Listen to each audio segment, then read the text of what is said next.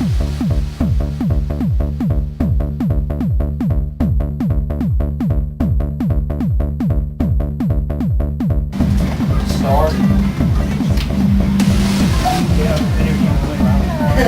morning. Welcome to Main Street Comics Day. Good morning, sir. How are you? Yep. Back there, ready to set. Well, hello there. We're here today at Main Street Comics in Springfield, Ohio, on East Main Street. My name is Frank Raynor. We're on the Underground Video Network, UVN, and here today we have Chad Lambert at a book signing today at the Main Street Comics store. And a couple of things that people should point out is Chad used to be a DJ, I just found out, which on 103.9 the X, yeah, which I love that station, and then for some reason I don't remember his name. And then my first question, I guess, Chad, is how did you go from being a radio DJ to doing comics? Well, if you think about it, it's really the same thing. You're sitting in a room by yourself, communicating a message, and wondering if anybody's listening. And that's essentially what comic books are, just in a slower process. But, you know, radio people and comic people are very introverted, lonely, sad people who need the attention that only radio and comics can provide. I'll tell you something right now. Bill and I used to talk about this all the time, that there is a distinct crowd to this, and sometimes it is unfairly stereotyped, but there are other times where the people do have issues. I totally agree with it. In fact, I told Bill one time, I said, I go to conventions and stuff, and people talk about mannerisms that they're not there. Well, a lot of these people don't get out much, so they don't interact with a whole lot of other people. That was the running joke. Yeah, and the thing about it is, it is a stereotype, but it is there for a reason. But I will say that, those are the nicest people in the world. They just don't know. It's hard to talk to people at conventions. I mean, I talked for a living for 10 years, and it's very hard to talk at a convention. It's very hard to hear people. It's very hard to convey a message when there's like 5 or 6 people talking. I can see where the roots of that come from. Unless they don't like you. Then if they don't like you, they won't tell you. They just won't talk to you. If they don't like you, you can hear them clearly, because generally they're yelling or they're telling their friends around them that you suck. And now I notice two of the graphic novels, at least the ones that I'm interested in, Kill the Revisionist and Return to Point Pleasant. Can you tell us a little bit about those?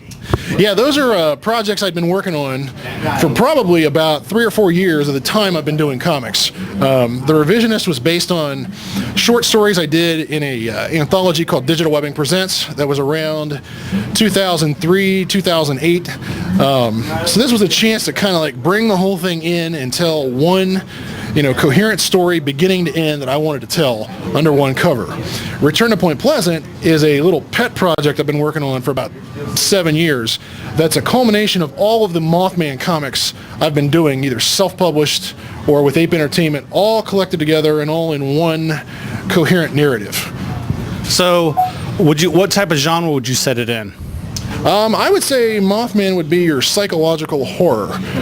It's not graphic. It's not monsters jumping out. It's not that kind of stuff.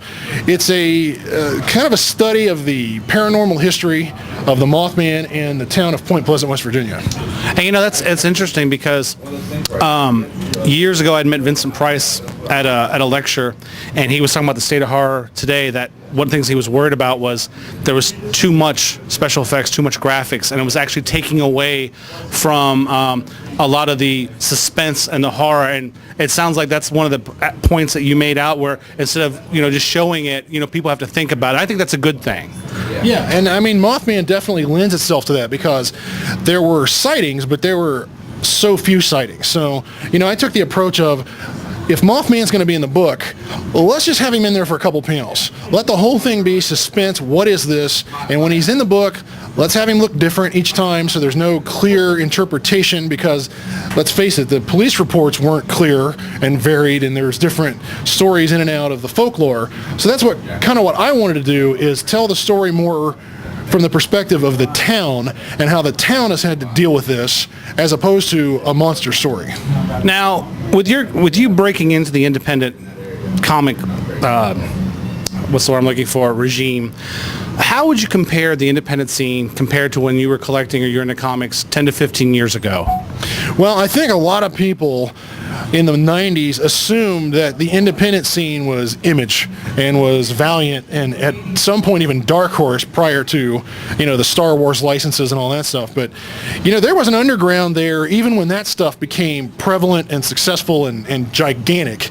And, the stuff that's going on now is the same stuff that's been going on for 25 years that kind of launched with, the Ninja Turtles. There's still the independent spirit, the black and white comics, and more so now because of the access people have to print-on-demand printers and, being able to burn off 100 copies of something that looks pretty professional, and you don't have the problems with, paying $3,000 to print it and losing your shirt on it. You can print them up 25 at a time and go to the smaller cons and get your stuff out there. So in my opinion, the independent scene is stronger now than it's ever been. I think it's interesting you point out the fact that Image and Valiant, that they're supposed to be independent, but that they're still big corporate entity types, where now you have, like I said, all these little, almost like little capillary veins of independent stuff. It's really, and what I like about it is I think that it almost makes you work because you have to go out and find stuff. And I think that's a good thing sometimes because you come across some really good stuff. Yeah, and mainstream comic guys think Image and Dark Horse and Valiant were indies, whereas, independent guys, those were corporate. They were as corporate as Marvel and DC. So it's just interesting how that paradigm has kind of shifted. And, a lot of the indie stuff, you don't even see in a comic book store. You've got to go to small press shows and seek that stuff out. And some of it is as good, if not better, than what's going on in mainstream now. So what about upcoming written projects? What do you have planned for the near future as far as future written projects? Well, Frank, I've complained about selling out, and I myself have sold out. So, just kidding. I am currently writing a series for Blood Rain, which is based on the video game for Digital Webbing Press, and we've got 3 of those out now, and the 4th one's coming out in a few months, and then I've been asked to come in and write a 5th one that's going to kind of tie this mini-series I've been working on into the main continuity of the series. So I am knee-deep in all things Blood Rain, and it's pretty awesome. Very good. I also heard that you will now be one of the featured people at the one of the new conventions in Springfield, the Champion City Con that's coming up in September in Springfield, Ohio, at Wittenberg University. Yeah, Springfield. Comics are back in Springfield, as evidenced with Main Street Comics and now evidenced with a new Comic-Con. How long has it been since there's been a Comic-Con here? It's been ages. I used to work at Hawkeye's back in the early 90s, and I don't remember a Comic-Con back then. I want to say it was like the late 80s since we've had something. 89? 89 was last one. Yeah, so I am ecstatic to be the quote-unquote honored guest, to lend whatever I can to help them promote that and make that thing a success, because stuff like that, it has to happen. We've got to get the small cons back. It can't be Wizard World Springfield. So we've got to have Comic Cons. Ohio is has a huge bed of independent creators all over the place, and those people need a voice and they need an outlet to sell their work. So I am more than happy to lend my name, my talent, whatever I can to make this show happen. Very cool. And then if also we need a DJ, maybe we can get some pretty good music. Well, Chad, I appreciate the time, and thanks a lot, Frank. Remember, boys and girls, return to Point Pleasant, kill the revisionist. If everything I heard so far with the people that talked to, they say it's, what's that? Possum at Large? Possum at Large. Buy it. Support your local independent comic people. Thanks again, Chad. If it sucks, blame him. Thanks again, Chad.